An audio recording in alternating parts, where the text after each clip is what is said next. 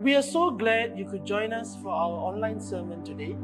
Before we hear God's word, we will have scripture read. நீங்கள் இணையம் வழியாக இடம்பெறும் பிரசங்கத்தில் எங்களோடு இணைந்திருப்பதில் நாங்கள் மகிழ்ச்சி அடைகிறோம். ஆண்டவருடைய வார்த்தையை கேட்பதற்கு முன்பாக வேத வாசிப்பு வாசிக்கப்படும். கர்த்தருக்கு ஸ்தோத்திரம். இன்று தேவ செய்திக்கென்று தெரிந்து கொள்ளப்பட்ட வேத பகுதி யோவான் எழுதின சுவிசேஷம் 1ஆம் அதிகாரம் வசனங்கள் 10-18 வரை. புதிய ஏற்பாட்டில் பக்கம் 124. யோவான் எழுதின சுவிசேஷம் 1ஆம் அதிகாரம் வசனங்கள் 10-18 வரை. அவர் உலகத்தில் இருந்தார். உலகம் அவர் மூலமாய் உண்டாயிற்று. உலகமோ அவரை அறியவில்லை. அவர் தமக்கு சொந்தமானதிலே வந்தார். அவருக்கு சொந்தமானவர்களோ அவரை ஏற்றுக்கொள்ளவில்லை. அவருடைய நாமத்தின் மேல் விசுவாசம் உள்ளவர்களாய் அவரை ஏற்றுக்கொண்டவர்கள் எத்தனை பேர்களோ அத்தனை பேர்களும் தேவனுடைய பிள்ளைகளாகும்படி அவர்களுக்கு அதிகாரம் கொடுத்தார். அவர்கள் இரத்தத்தினாலாவது மாம்ச சித்தத்தினாலாவது புருஷனுடைய சித்தத்தினாலாவது பிறவாமல் தேவனாலே பிறந்தவர்கள். வசனம் 14. அந்த வார்த்தை மாம்சமாகி கிருபையினாலும் சத்தியத்தினாலும் நிறைந்தவராய் நமக்குள்ளே வாசம் பண்ணினார். அவருடைய மகிமையை கண்டோம். அது பிதாவுக்கு ஒரே பேரானவருடைய மகிமைக்கு ஏற்ற மகிமையாகவே இருந்தது. யோவான் அவரை குறித்து சாட்சி கொடுத்து, எனக்கு பின் வருகிறவர் எனக்கு முன் இருந்தவர், ஆகையால் அவர் என்னிலும் மேன்மை உள்ளவர் என்று நான் சொல்லியிருந்தேனே, அவர் இவர்தான் என்று சத்தமிட்டு கூறினான். அவருடைய பரிபூரணத்தினால் நாம் எல்லாரும் கிருபையின் மேல் கிருபை பெற்றோம். எப்படியெனில், நியாயப்பிரமாணம் மோசேயின் மூலமாய் கொடுக்கப்பட்டது. கிருபையும் சத்தியமும் இயேசு கிறிஸ்துவின் மூலமாய் உண்டாயின. தேவனை ஒருவனும் ஒரு காலம் கண்டதில்லை. பிதாவின் மடியில் இருக்கிற ஒரே பேரான குமாரனே அவரை வெளிப்படுத்தினார். ஆமேன். இது தேவனுடைய வசனம். நாம் யாவரும் சேர்ந்து சொல்வோம், தேவனுக்கு ஸ்தோத்திரம். பிரியமானவர்களே, நாம் ஜெபம் செய்வோம். Let us pray. ஆண்டவரே, இந்த நாளுக்காக உமக்கு நன்றி செலுத்துகிறோம். இந்த உடன்படிக்கை ஆராதனையிலே நீர் எங்களோடு பேசும்படியாக ஜெபிக்கிறோம். Lord, we pray that your word will minister to us, and on this covenant service it will be a meaningful time of responding to you through your word. In Jesus' mighty name, இயேசு கிறிஸ்துவின் நாமத்திலே ஆமென். தேவனாலே பிறந்தவர்கள், born of God. It has been said that you cannot choose your family. It is not a choice that we make.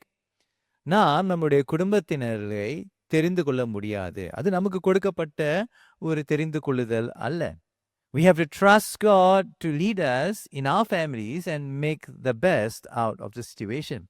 அந்த சூழ்நிலையிலிருந்து மிக சிறந்த வகையிலே வாழ வேண்டிய ஞானத்தை ஆண்டவரிடத்திலிருந்து நாடி அவர் நம்மை வழிநடத்தும்படியாக நாம் இடம் கொடுக்க வேண்டும். We may not realize that we do not have the option of choosing our spiritual family either.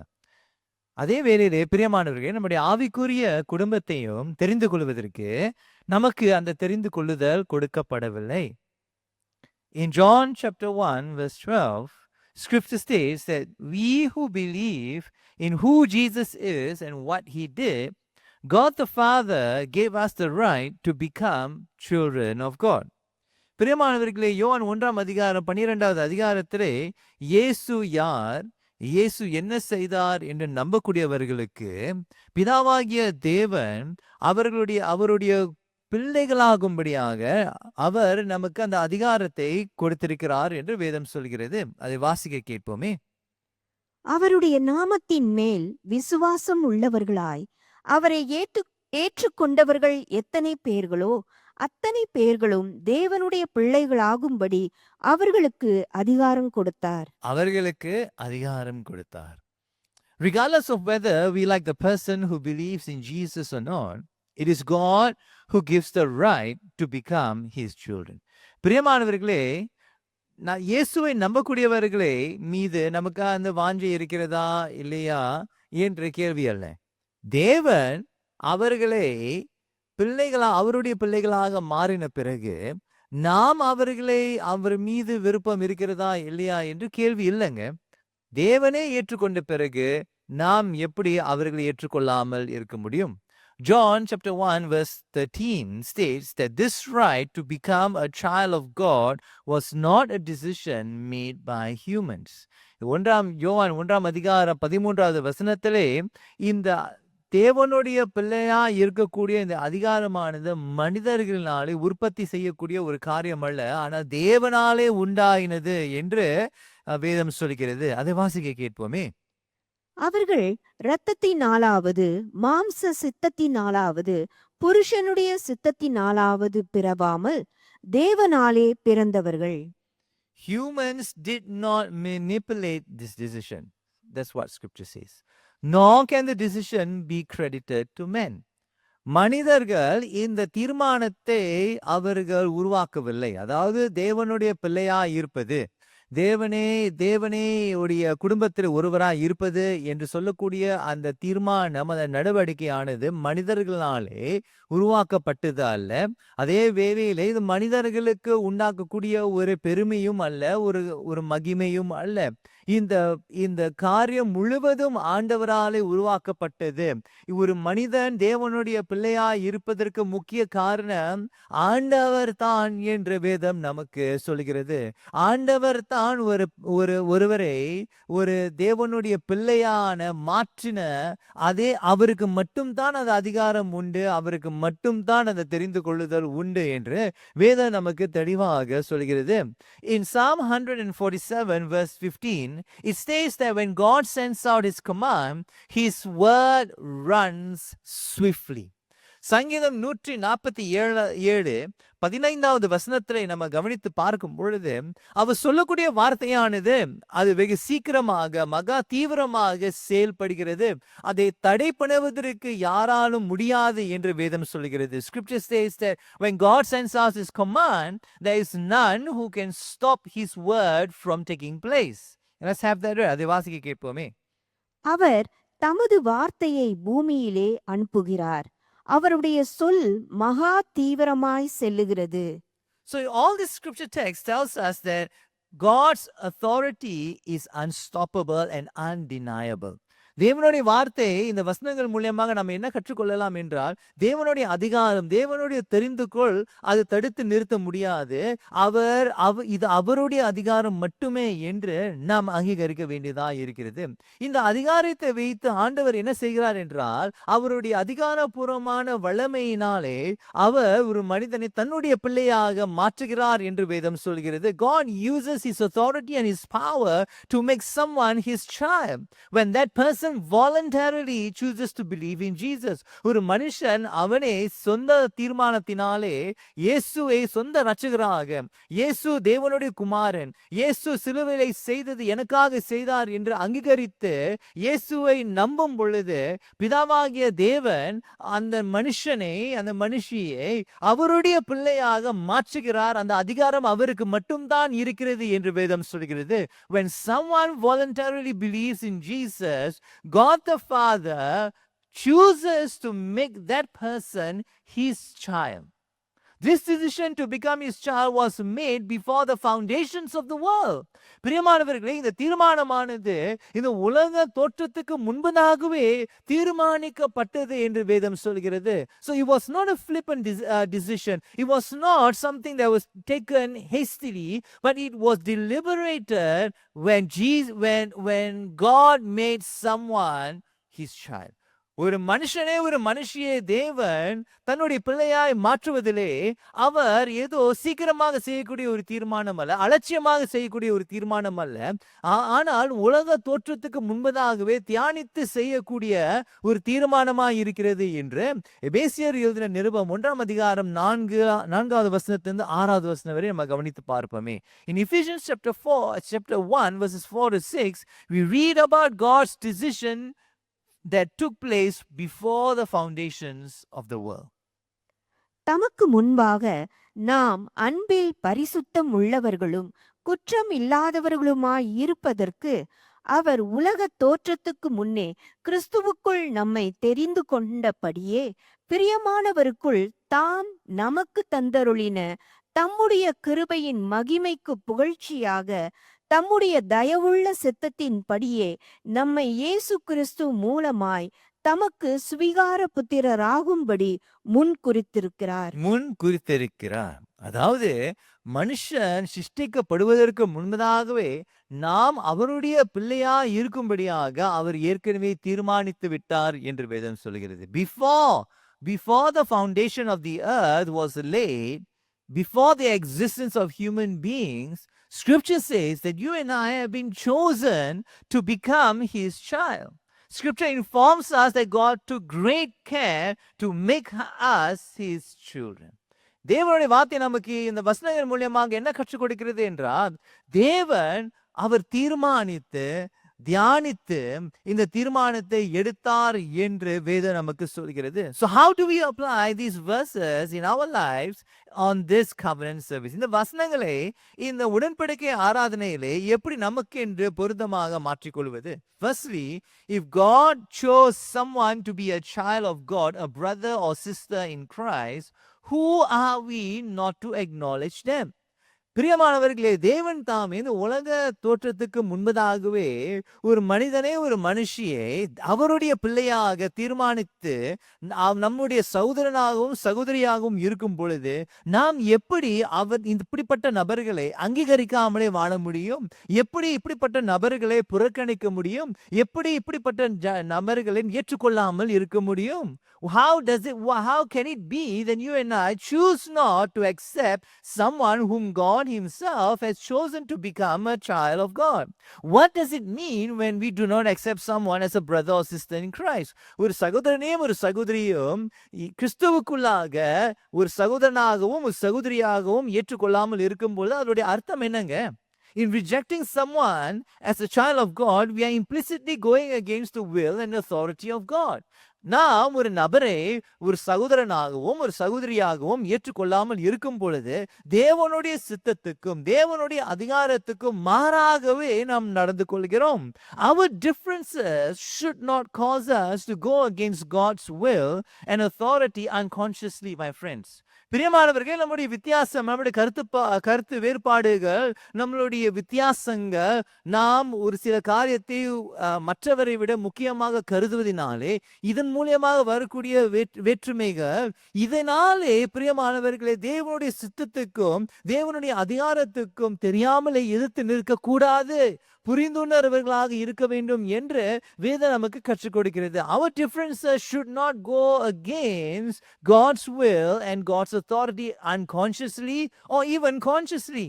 We must become aware of our rejection of people. பிரியமானவர்களே, நாம் ஜனங்களை புறக்கணிப்பது, ஜனங்களை அவர்களை புறமே தள்ளுவதிலே நாம் புரிந்துணர்வு உள்ளவர்களாக இருக்க வேண்டும். நமக்கு அந்த புரிந்துணர்வு இருக்க வேண்டும். நான் இந்த நபரை, இந்த சகோதரனை, இந்த சகோதரி ஏதோ ஒரு வகையிலே ஏற்றுக்கொள்ளாமல் இருக்கிறேன் என்று அந்த புரிந்துணர்வு நமக்கு இருக்க வேண்டும். அந்த புரிந்துணர்வினாலே மன திரும்புதலும் இருக்க வேண்டும். ஏனென்றால் மனம் திரும்பாமல் இருக்கும் பொழுது நாம் தேவனுடைய சித்தத்துக்கும் தேவனுடைய அதிகாரத்துக்கும் எதிராகவே நாம் நின்று கொண்டிருக்கிறோமே. If we are not aware of our rejection of people, it's time for us to really consider how do we treat our brothers and sisters. Perhaps we are very aware that we reject people at some extent, at some level. And if we are aware of that, that awareness should cause us and prompt us to repent, because we are consciously or unconsciously rejecting the will and the authority of God. ஏனென்றால் நாம் இந்த மனம் திரும்பாமல் இருக்கும் பொழுது பிரியமானவர்களே தேவனுடைய சித்தத்தையும் தேவனுடைய அதிகாரத்துக்கும் எதிராகவே நின்று கொண்டிருக்கிறோம். While it may be normal, my friends, for family members not to acknowledge each other in our own personal lives, this should not be normalized in church. பிரியமானவர்களே, இப்படிப்பட்ட நடவடிக்கைகள், பழக்க வழக்கங்கள் நம்முடைய சொந்த குடும்பத்தில் இருக்கலாம். வித்தியாசங்கள் மூலியமாக பேசாமல் இருப்பது, வித்தியாசங்கள் மூலியமாக உறவுகளை அறுத்து விடுவது, அது நம்முடைய வீடுகளிலே நடந்து கொண்டு இருக்கலாம். ஆனால் அது வீடுகளில் நடந்து கொண்டு இருப்பதினாலே சபையிலும் நடக்கலாம் என்ற அப்படிப்பட்ட ஒரு புரிந்துணர்வு வந்துவிடக்கூடாது. பிரியமானவர்களே, We read in Jeremiah 31 verse 8 that it is God who brings people from the farthest parts of the world together. பிரியமானவர்களே, எரேமியா தீர்க்கதரிசியின் புத்தகம் 31 அதிகாரம் 8வது வசனத்திலே தேவன் தாமே ஜனங்கள் தூரமா இருக்கிறவர்களே அவர் தான் சேர்த்துக் கொள்கிறார் என்று வசனம் சொல்கிறது. அதை வாசிக்க கேட்போம். Let's have that read. இதோ நான் அவர்களை வட தேசத்திலிருந்து வரப்பண்ணி அவர்களை பூமியின் எல்லைகளிலிருந்து கூட்டி வருவேன்.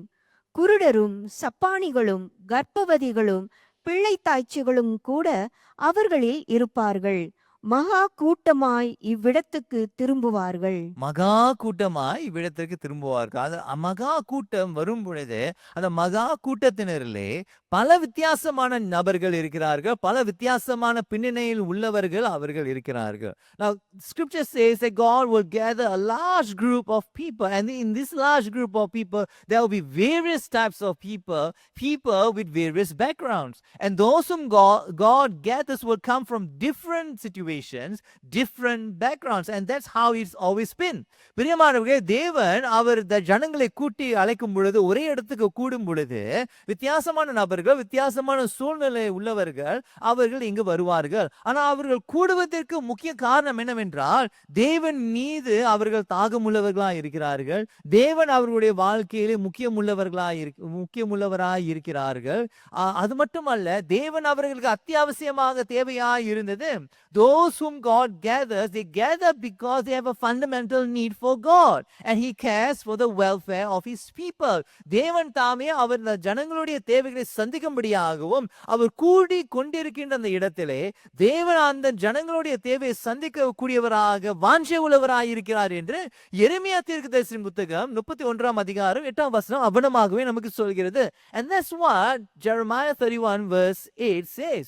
And as we gather in church and desire growth, my friends, God will gather people from different backgrounds because of their fundamental need for God. பிரியமானவர்களே, நம்ம சபையிலே கூடும் பொழுது வித்தியாசமான நபர்கள், வித்தியாசமான சூழ்நிலை, வித்தியாசமான புரிந்துணர்வோடு ஆண்டவர் நம்முடைய சபையிலே கூட்டி அழைத்து கொண்டு வருவார். அவனமாக ஜனங்கள் வரும் பொழுது நாம் அவர்களை புறக்கணிக்க கூடாது. For the church to grow, my friends, we must first grow in our acceptance of people. நம்முடைய சபை வளர வேண்டும் என்றால் நாம் ஒருவரை ஒருவர் ஏற்றுக்கொள்வதிலே வளர வேண்டும்.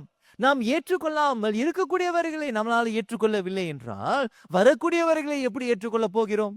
If you and I cannot accept the people who are already in our midst, how are we going to accept people who are going to come from diverse backgrounds? People may not think like us, speak like us, or do things like us.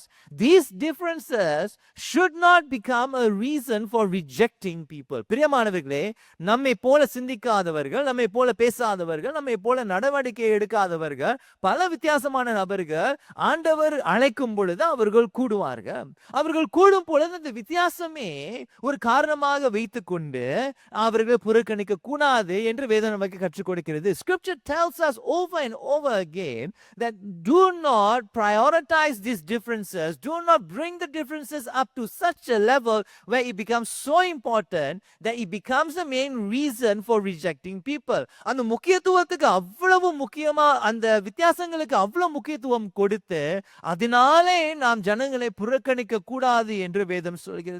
We must learn to see them as people whom God himself has chosen before the foundations of the world, who are his children.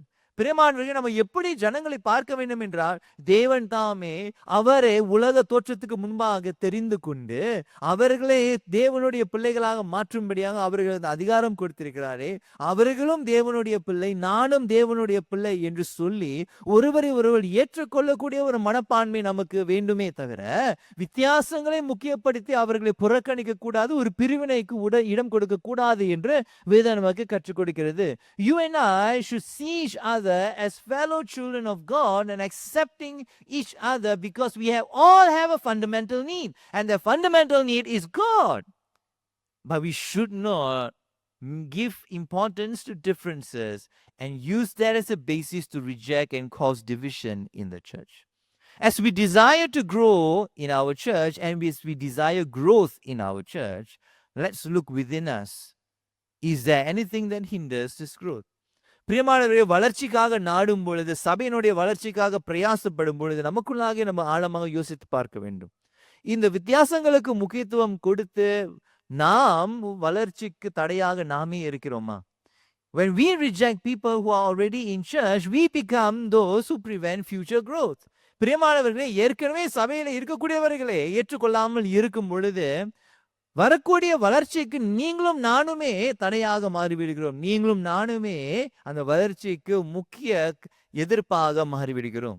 The tendency and the permission we give ourselves to reject people whom God has added will prevent growth, my friends.